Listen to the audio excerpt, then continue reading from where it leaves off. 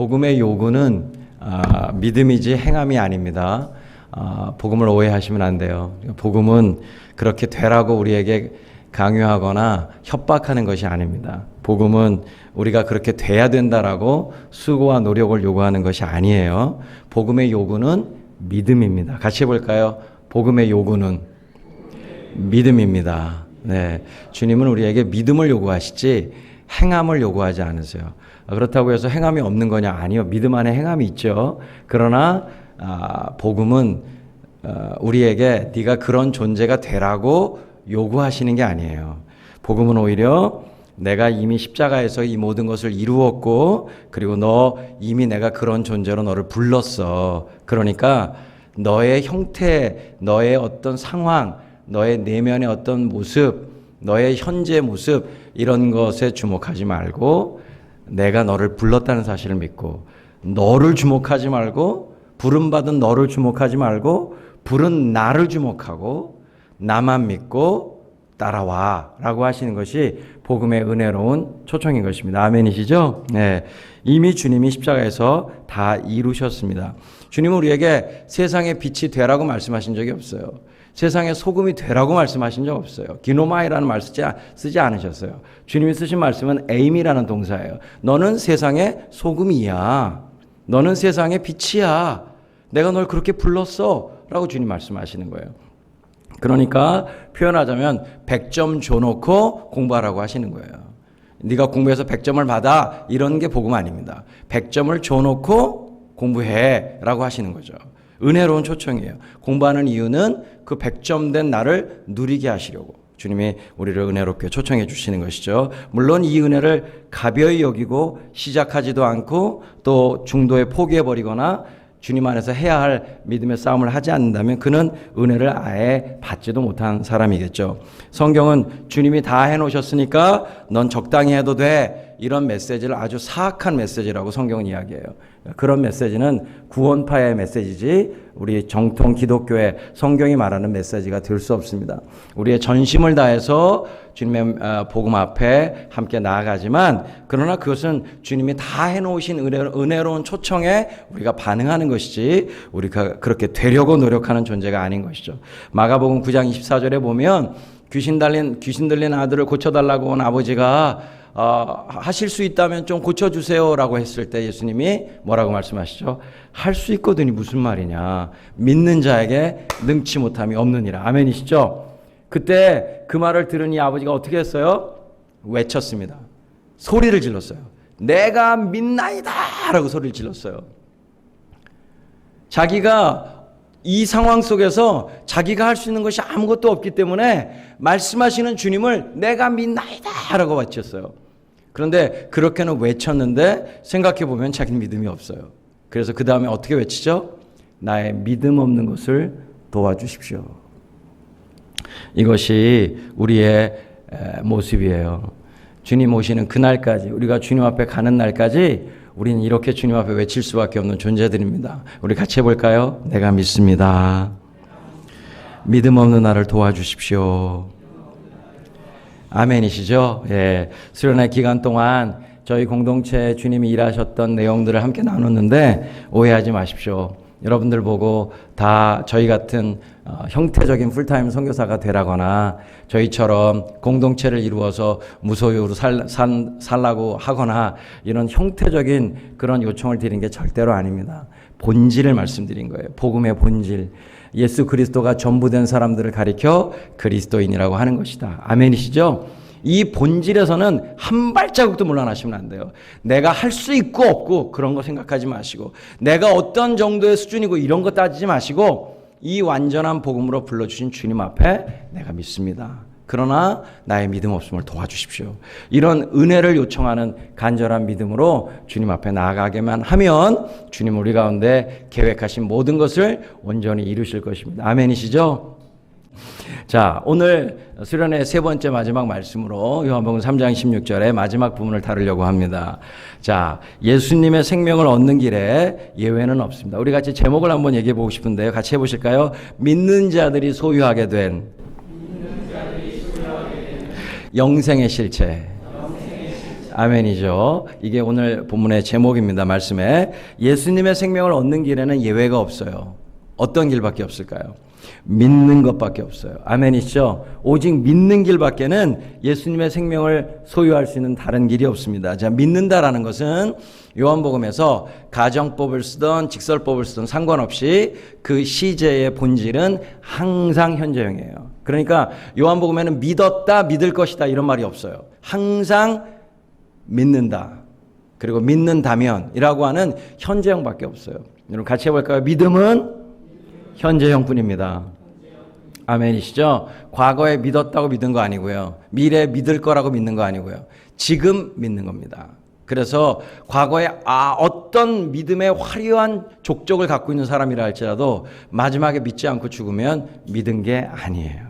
믿음은 항상 현정입니다. 감리교의 창시자라고 불리워지는 요한 웨슬레가 모라비안의 교도들의 집회에 참석해서 자기가 머리로만 알고 있던 복음이 자신의 생명으로 받아지는 순간 자신보다 약 6개월 전에 회심한 자신의 동생 찰스 웨슬레의 집으로 달려와서 찰스 웨슬레의 집을 막 두드립니다. 찰스 웨슬레가 문을 딱 열고 오 형! 하고 딱 이렇게 받아들일 때 그때 요한 웨슬레가 외쳤던 한마디, 딱 한마디입니다. I believe.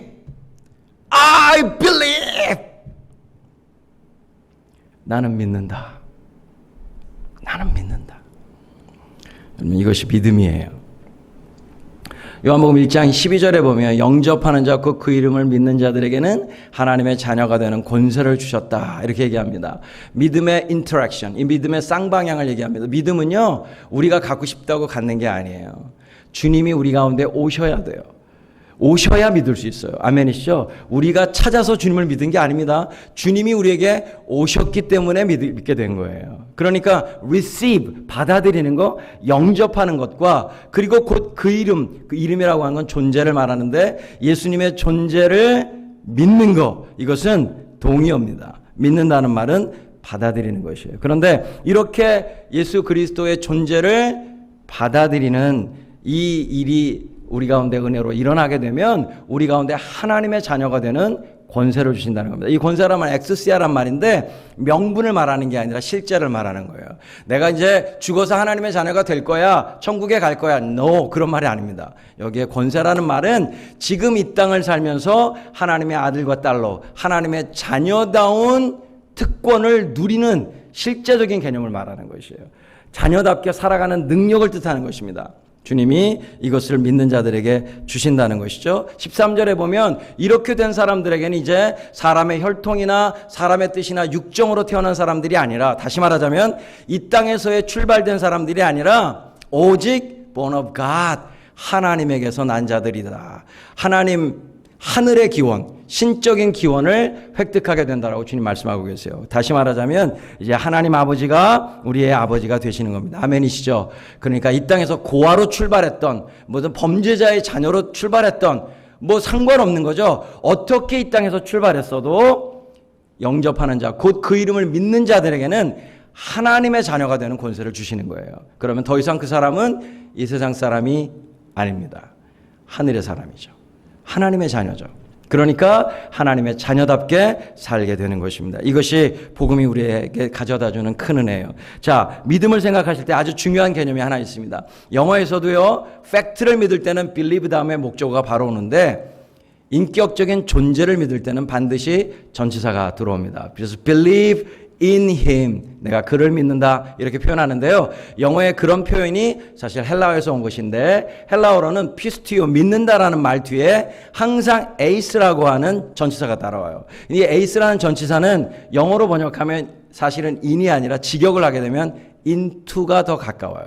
그렇기 때문에 사실은 믿음이라고 하는 것은 내가 그를 믿는다, 내가 예수님을 믿는다 이렇게 말하려면 실제로는 방향성을 갖고 있는 말이에요. 내가 예수님의 존재 안으로, 예수님의 생명 안으로 내가 뛰어 들어간다라고 하는 방향성을 가진 말이에요. 믿음이라는 말은. 그러니까 믿는다는 말은 논리적으로 이해하고 받아들이는 수준을 말하는 것이 아니라 존재와 존재가 결탁하는 것입니다. 생명과 생명이 결탁하는 것이에요.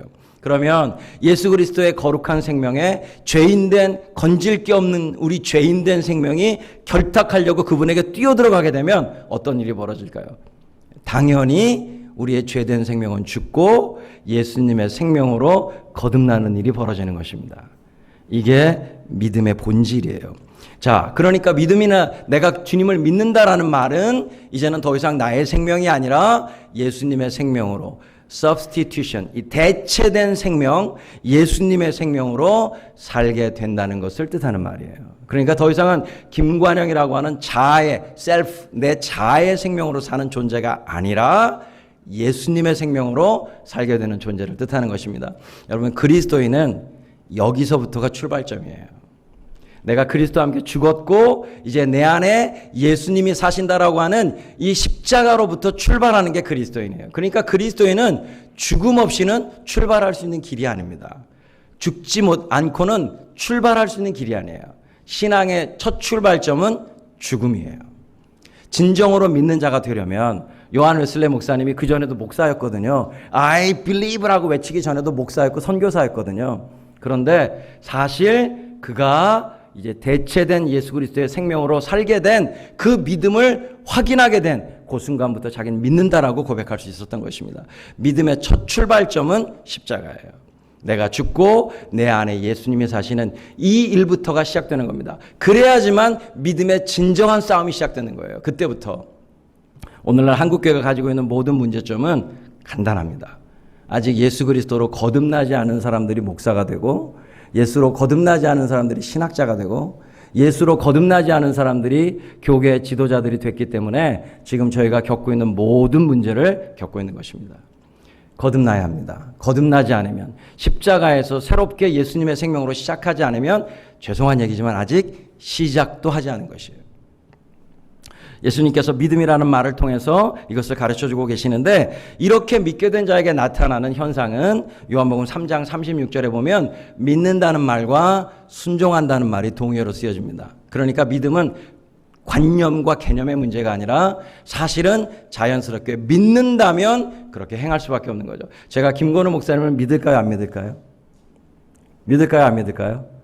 저는 믿습니다. 김건우 목사님을 믿어요.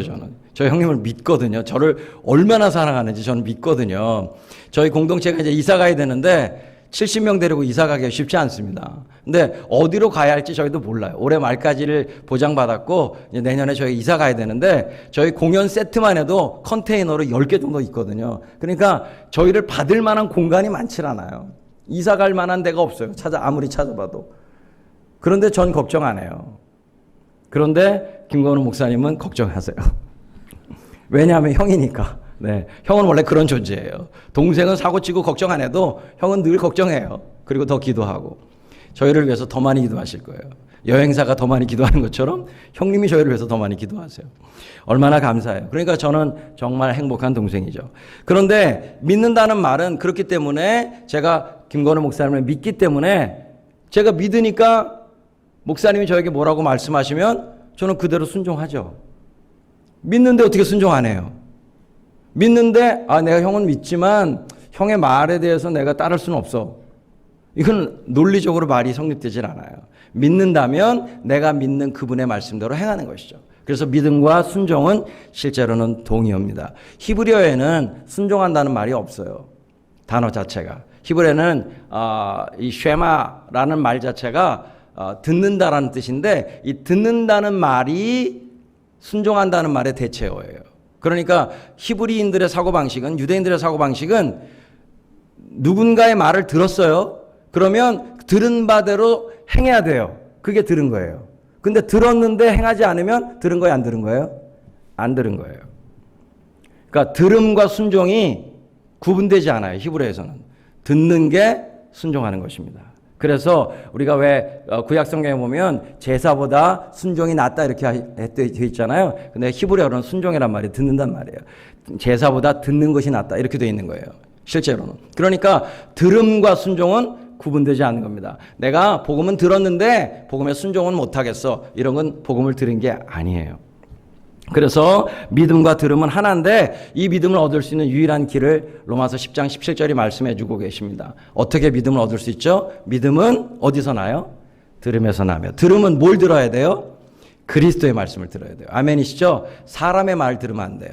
그리스도의 말씀, 구원자의 말씀, 십자가의 복음이 들려줘야 돼요. 그래야지만 믿음이 생기는 겁니다. 아멘이시죠? 믿음이 생길 때까지 복음을 듣기를 원하시는 분 아멘 하십시오.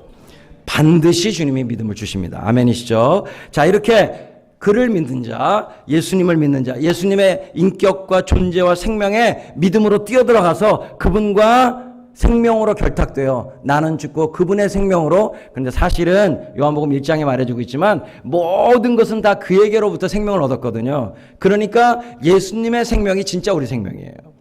죄된 내 생명이 내 생명이 아니에요. 예수님의 생명이 원래 우리 생명이에요. 그러니까 예수님의 생명으로 대체되는 게 진정한 나를 찾는 길이에요. 그래서 그렇게 예수님의 생명으로 거듭나게 되면 그에게 약속이 있어요. 어떤 약속? 멸망하지 않고 무엇을 주신다고요? 영생을 얻게 하려 하십니다. 할렐루야. 멸망이 뭘까요? 멸망이라는 말은 아폴룸이라고 하는 헬라어인데 이 말은 아포라고 하는 일종의 전치사 이 부사와 그리고 올레트로스라고 하는 명사가 합쳐진 말인데 그 말의 의미는 뭐냐면 이 아포라는 이 전치사나 혹은 이 부사는 이 영어로 하면 off란 뜻입니다. away from 뭐뭐로부터 계속 더 점점 멀어지는 상태를 말해요. 그러니까 멸망이라는 것은 한 번에 폭삭 망하는 게 아니에요. 멸망이라는 말의 의미는 점점 이 더 심각한 죽음으로, 더 심각한 죽음의 상태로, 더 심각한 destruction, 이 파괴의 상태로 점점 멀어져 가는 것을 말하는 것입니다. 하나님으로부터 점점 멀어져 가는 것. 이것이 멸망의 본질이에요. 그러니까 무슨 얘기냐면 지옥의 본질은 그냥 지옥에서 똑같은 고통을 매일 받는 게 지옥이 아니라 시간이 흐르면 흐를수록 그 고통이 계속 더 가중되어지는 거기가 바로 지옥입니다. 그런데 멸망과 대조적으로 영생이라는 말씀을 주님이 하셨기 때문에 반대적으로 영생은 하나님과 점점 더 사랑하게 되고 점점 더 하나님의 영광 속으로 들어가서 점점 더 하나님을 높이게 되는 이런 상태가 바로 영생의 상태가 되는 것이죠. 자, 그래서 이 지옥에서의 유일한 기대는 사실은 완전한 멸망이거든요. 완전히 죽고 싶은 게 지옥의 유일한 소망이에요. 죽어서 내가 소멸돼서 존재가 없어지는 걸 지옥에 있는 모든 영혼들이 가장 원하는 바입니다. 그러나 죄송하지만 요한계시록 20장 10절에 보면 그런 소망은 이루어질 수 없다라고 되어 있어요. 지옥에 들어가면 지옥에 딱 떨어지는 순간 그때로부터 죽음이란 존재하지 않아요. 영원토록 죽음보다 더한 고통을 계속 받아야 돼요. 영원히 밤낮으로 증폭되는 고통의 자리, 그 자리가 바로 지옥이라는 자리입니다. 자, 영생이란 뭘까요? 영생이란 구약에서 하나님과 관련된 형용사를 통해서 이 단어의 의미를 추적할 수 있어요. 여러분 구약에 하나님에 대한 많은 형용사가 있죠? 어떤 형용사들이 떠오르세요? 하나님에 대해서? 전능하신 하나님 떠오르십니까? 네, 그런 거. 전능하신 하나님. 또 어떤 하나님이시죠? 네. 너무 많이 하셔서 대답하기 어려우시죠? 네. 많은 형용사들이 있어요. 그런데 구약에서 하나님을 가리키는 형용사 중에 가장 압도적인 빈도수를 갖고 있는 형용사가 뭘까요? 저는 제가 수련회 때도 말씀드렸지만 항상 답을 말씀드리고 질문을 드려요. 답을 말씀을 이미 드렸어요. 저희가 지금 같이 나누고 있는 테마가 뭐예요? 영생이죠. 그러면 형용사가 뭘까요? 그렇죠. 영원한이에요. 영원한. 그러니까 구약에서 하나님에 대해서 가장 많이 사용된 형용사는 영원한이라는 형용사인데 사실 원어로 읽으면 이게 with eternity 같은 이런 식의 형용사 구의 형태예요. 그러니까 명사, 영원이라는 명사를 가지고 전치사를 붙여서 형용사적으로 만든 것입니다. 그래서 하나님은 영원하시다. 그분의 인자하심은 그분의 헤세드는 영원하다. 이렇게 말할 때 그분의 헤세드가 in eternity 혹은 with eternity 영원한 것이다. 이렇게 표현하는 것입니다. 그러니까 이 영원이라는 단어에 여기에 해당하는 히브리어 명사가 올람이라는 히브리어인데 이 말이 비슷한 언어인 아람어에서는 알람이라고 표현을 해요. 근데 알람 다들 아신가요? 이 말을 알람? 네. 우리가 아침마다 듣는 이 알람, 이 같은 발음이에요. 그런데 이 알람이라는 아람어가 느부갓네살이라는 왕을 통해서 다니엘서 4장 34절에 표현됩니다. 그런데 거기서 이 느부갓네살이 하나님을 어떻게 표현하냐면 하나님은 알람을, 영원을 사시는 분이다. 이렇게 표현을 해요. 우리 같이 볼까요? 하나님은 영원을 사시는 분이시다. 굉장히 중요한 진리를 말하고 있어요. 그러니까 하나님은 영원을 사시는 분이다. 다시 말하자면 영원이라고 하는 개념이 그저 엿가랑 들어뜨리듯이 100년짜리 인생을 길게 영원히 죽지 않게 살게 만드는 이런 어떤 시간적 개념이 아니라 영원이라고 하는 성경의 개념은 퀄리티, 질적인 개념이에요.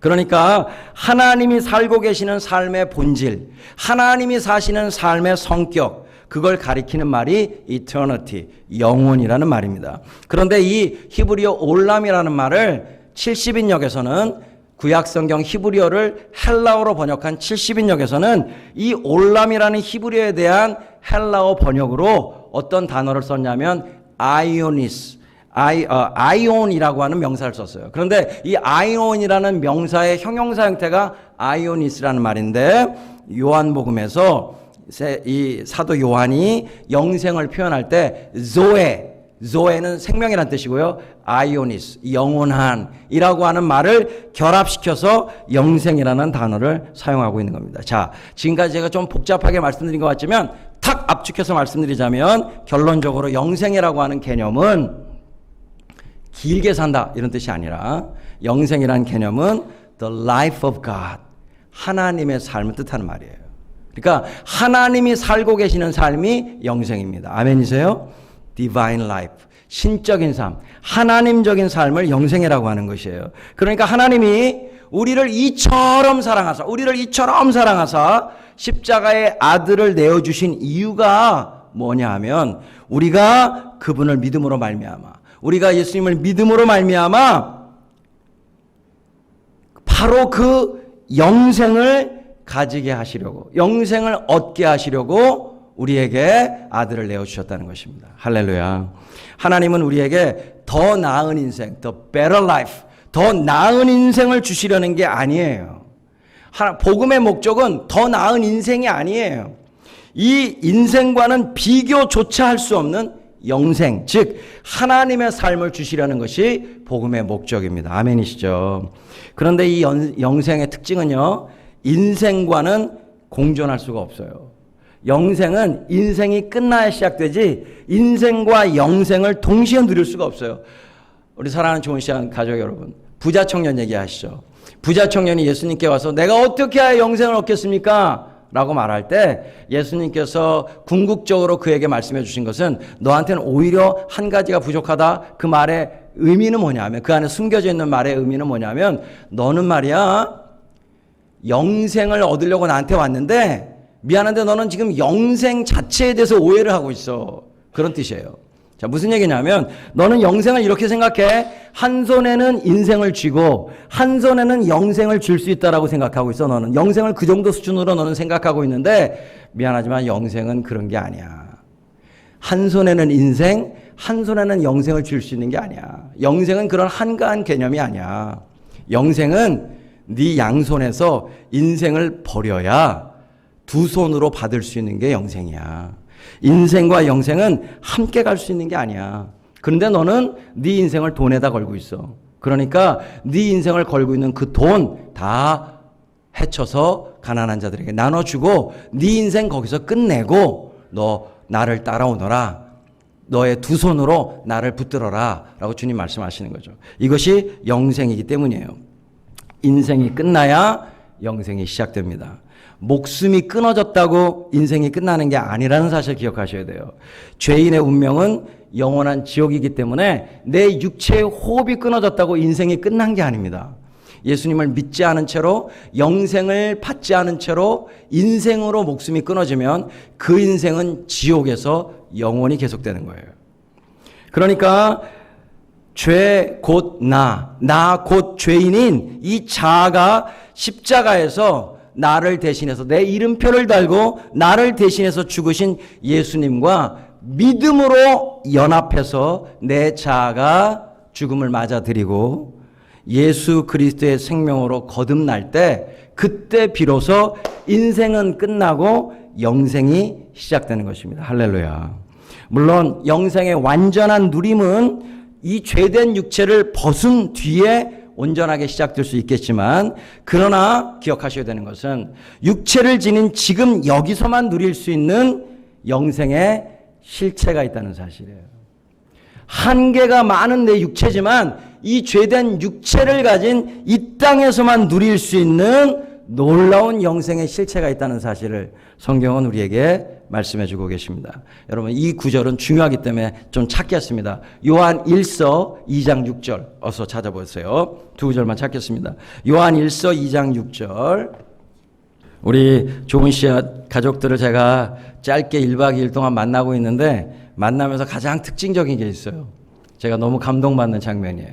그게 뭐냐면 다른 때는 별로 반응을 잘 안 보이세요. 아멘도 별로 크게 안 하시고 기도도 그렇게 세게 안 하시고 찬송도 그렇게 세게 부르진 않으시고 이렇게 뭐 반응이 확 오진 않아요. 근데 저는 공연장이라서 반응을 뜨겁게 해주는 걸 좋아하는 편이에요. 그런데 반응이 뜨겁게 오진 않는데 근데 어느 때 우리 좋은 씨앗 가족들이 가장 뜨겁게 반응하는지 제가 가만히 봤어요. 성경 읽을 때. 이때는 다 목숨 걸고 읽으시더라고요. 그래서 제가 알았어요. 와, 우리 좋은 씨앗 가족들은 진짜 하나님 말씀에 목숨 걸었구나.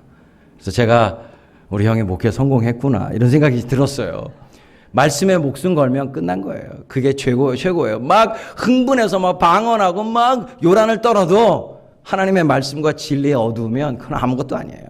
그런데 우리 좋은 씨앗 가족들 안에는 정말 하나님의 말씀에 좋은 씨앗을 주신 것 같아요. 아멘이시죠?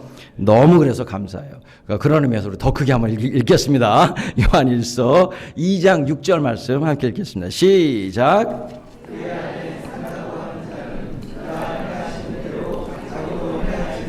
아멘. 이 말씀을 세 번역으로 제가 다시 한번 읽어드리면 앞뒤 문맥에 맞춰서 읽어드리면 하나님 안에 있다고 하는 사람, 나는 세상이 아니야. 하나님 안에 난 있어. 하나님 안에 있다고 하는 사람은 자기도 그리스도께서 사신 것과 같이 마땅히 그렇게 살아가야 합니다. 이게 요한일서 2장 6절의 말씀이에요. 내가 하나님의 자녀고 나 이제 예수님과 함께 십자가에서 죽고 예수님의 생명으로 거듭난 하나님 안에 살고 있는 사람이라고 그렇게 믿고 있는 사람이라면 그 사람의 삶은 그리스도께서 사신 것과 똑같이 마땅히 그렇게 살아야 된다는 거예요. 여러분 그리스도인이 무슨 뜻이에요? 교회 다니면 그리스도인이에요? No way. 아니에요. 그리스도인은 그리스도가 전부된 사람. 여러분 안디옥에서 사람들이 그리스도인이라는 크리스찬이라는 말을 처음 들었거든요. 그 사람들이 처음 들었던 말은 굉장히 약간 조롱조의 말이었어요. 왜 그러냐면 입만 열면 그리스도를 얘기하니까 밥 먹을 때도 그리스도, 길을 갈 때도 그리스도, 누구를 만나도 그리스도, 입에서 그리스도를 달고 살고 자신들의 삶의 모든 목적이 그리스도라고 얘기하는 사람들이었기 때문에 아이고 저 그리스도인들 저 그리스도밖에 없는 것들, 이래서 그리스도인이라고 불려진 거예요. 그러니까 그리스도인이라는 말은, 크리스찬이라는 말은 크라이스트, 그리스도가 전부된 사람, 그리스도의 걸어가신 길대로 살아가는 사람, 그런 사람을 그리스도인이라고 하는 거예요. 그러니까 이 요한일서 2장 6절이 그리스도인이 누구인가를 말해주고 있는데요. 요한일서 5장 20절 말씀 읽겠습니다. 요한일서 5장 20절.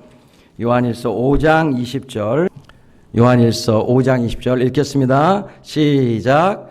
또 아는 것은 하나님의 아들이 이르러 우리에게 지각을 주사 우리로 참된 자를 알게 하신 것과 또한 우리가 참된 자 곧 그의 아들 예수 그리스도 안에 있는 것이니 그는 참 하나님이시요 영생이시라. 아멘. 할렐루야. 헬라어 본문으로 이 본문을 읽어보면 여기에 영생이시고 찬 하나님이시라는 말이 성부께도 적용되고 성자께도 적용되는 말입니다. 그러니까 결론적으로 우리의 영생은 놀랍게도 예수 그리스도세요. 아멘이세요? 예수 그리스도가 우리의 영생의 본체요, 본질이요, 전부이신 것입니다. 자, 그래서 결론을 말씀드리자면 하나님께서 아들 예수 그리스도를 십자가에 내어주시는 것을 통해서 우리가 그를 믿음으로 말미암아 우리에게 주고자 하신 놀라운 선물은 바로 영생인데, 그 영생은 이 땅에서 육체로 살아가는 우리들이 누릴 수 있는 성질의 것인데, 이 땅에서 육체를 가진 우리가 누릴 수 있는 영생은 바로 예수 그리스도의 삶이라는 것이에요. 예수님 이 땅에서 어떻게 사셨어요? 그게 영생이에요. 예수님이 사셨던 바가 육체를 가진 인간이 누릴 수 있는 영생의 전부예요. 예수님 이 땅에서 육체로 사시는 동안 어떻게 사셨죠? 딱 한 가지 목적으로 사셨어요. 그것은 저와 여러분을 구원하기 위해 사셨어요. 그러니까 그리스도시죠. 그렇다면 저와 여러분이 이 땅에서 누릴 수 있는 영생의 실체가 뭐예요? 이 세상을 구원하는 삶이에요. 아멘이세요? 그리스도인의 모든 삶의 목적은 밥을 먹던, 길을 가던, 잠을 자던, 설교를 하던, 전도를 하던, 직장 생활을 하던 우리의 삶의 모든 목적은 단 한 가지입니다. 그것은 세상을 구원하기 위한 것이에요. 믿지 않는 자들을 구원하기 위한 것, 복음을 전하는 삶. 이 삶이 바로 영생의 삶인 것입니다. 오직 세상을 구원하기 위한 십자가 복음의 일꾼이 된 삶.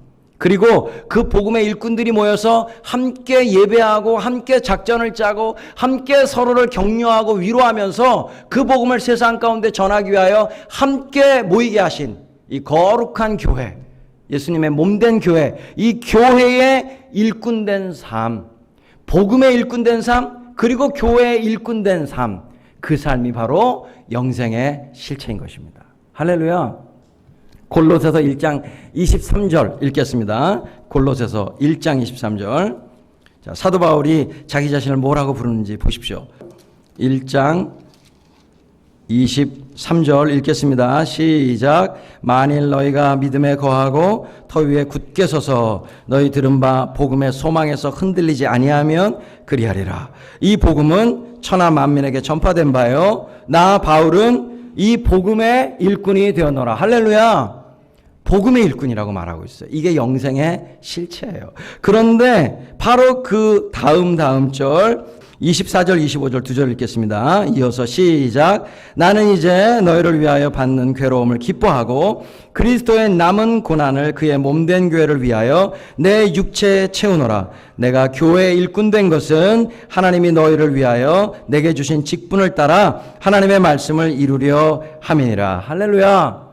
여기서 바로 바울은 또 복음의 일꾼인 자기 자신을 가리켜 교회의 일꾼이라고 말하고, 심지어 이 교회를 위해서 그리스도의 남은 고난을, 그리스도의 고난이 부족했다는 뜻이 아니라 그리스도께서 교회를 섬기라고 나에게 허락해 주신 그 남은 고난을 교회를 위하여 내 육체의 그릇에 채우고 있다라고 선언하고 있는 것입니다. 영생의 실체는 복음의 일꾼된 삶이고 교회의 일꾼된 삶이에요. 그렇기 때문에 이 영생과 관련해서 쓰여지는 동사들이 재밌는데요. 누가복음 10장 25절에 보면 찾지 마시고, 이 어떤 율법사가 예수님께 와서 자기를 의롭게 보이려고 내가 어떻게 해야, 무엇을 해야 영생을 얻겠습니까? 라고 물어봅니다. 그리고 마가복음 10장 17절에서는 아까 그 부자 청년이 예수님께 달려와서 무릎을 꿇고 내가 어떻게 해야 영생을 얻겠습니까? 이렇게 물어보는데, 우리나라 말로는 어떻게 해야 영생을 얻겠습니까? 이렇게 돼 있지만 헬라어에서는 영생과 관련된 동사들이 이 클레로노메오라는 말인데, 이 말을 영어로 번역하면 inherit이라는 뜻이에요. 그러니까 영생을 상속받는 개념으로 이해하고 있는 것입니다. 영생을 그냥 얻는 게 아니라 상속받는 개념으로. 상속이 어떤 개념인지 아시죠? 부모의 것을 그대로 이어받는 게 상속이잖아요. 그렇다면 영생은 상속한다라는 개념을 이미 성경이 말해주고 있는 것입니다. 다시 말하자면 하나님이 살고 계신 삶을 그대로 상속하는 것이 영생이에요. 그러니까 예수님이 이 땅에서 사셨던 그 삶을 그대로 우리가 받아들이는 것이, 그분의 삶을 그대로 유업으로 이어가는 것이 이 땅에서 누릴 수 있는 영생의 핵심인 것입니다. 할렐루야. 우리를 이 상속자로 부르신 주님을 찬양합니다. 아멘이시죠? 우리 구세군 아시죠? 크리스마스 때가 되면 딸랑딸랑 이렇게 하는 구세군. 그 구세군이 원래 모금하는 집단이 아니고요. 원래는 복음을 전하는, 구세군이란 말이 엄청 센 말입니다. 구할 구, 세상새, 군대군. 세상을 구하는 군대란 뜻이에요. Salvation Army. 굉장히 무서운 말입니다. 그 말. 군대 같아요. 그래서 그분들 제복 입으시잖아요. 그리고 구세군의 목사님들은 계급이 있어요. 그리스도의 군대인 것을 자처하는. 그런데 원래 구세군이 감리교에서 나왔거든요. 근데 이 감리교 목사님이셨던 이 구세군의 창시자이신 분이 계세요. 윌리엄 부스라는 분이신데 정말 복음의 전부를 걸고 사셨던, 영생을 누리셨던 분이십니다. 이 땅에서의 영생을 마음껏 누리셨던 분이세요. 근데 그분이 복음을 전하는 그 지역이 너무나 가난한 지역이어서 하루 3-4끼 먹고 살기도 어려운 지역이어서 그 가난한 지역에 복음을 전하면서 함께 해야 될 일이었기 때문에 모금 사업을 함께 했던 것뿐이에요. 이 구세군의 창시자인 윌리엄 부스가 어느 날 기도 가운데 하나님께로부터 한 가지 환상을 보게 되는데, 저는 환상을 믿는 사람은 아닙니다. 그러나 말씀에 근거한, 말씀의 맥락과 동일한 환상은 기꺼이 우리가 받을 수 있다고 생각해요. 왜냐하면 말씀과 다르지 않기 때문에. 오늘 그 윌리엄 부스가 봤던, 주님께서 오늘 우리에게 말씀하고 계십니다. Will you go? 너 나와 함께 갈래? 여러분, 우리는 주님 우리에게 오십시오라고 기도합니다. 그러나 주님은 우리에게 말씀하십니다. 나에게로 오지 않겠니? 이 세상의 한복판, 죽어가는 영혼들에게로 나와 함께, 나를 도와서 이 영혼들을 구하는 일에 함께하지 않겠니? 사도 바울은 디모데에게 말합니다. 너는 영생을 취하라. 영생은 믿음으로 받을 뿐만 아니라 우리의 삶 속에서 끊임없이 취해져야 하는 것입니다. 이 시간 함께 기도하시겠습니다.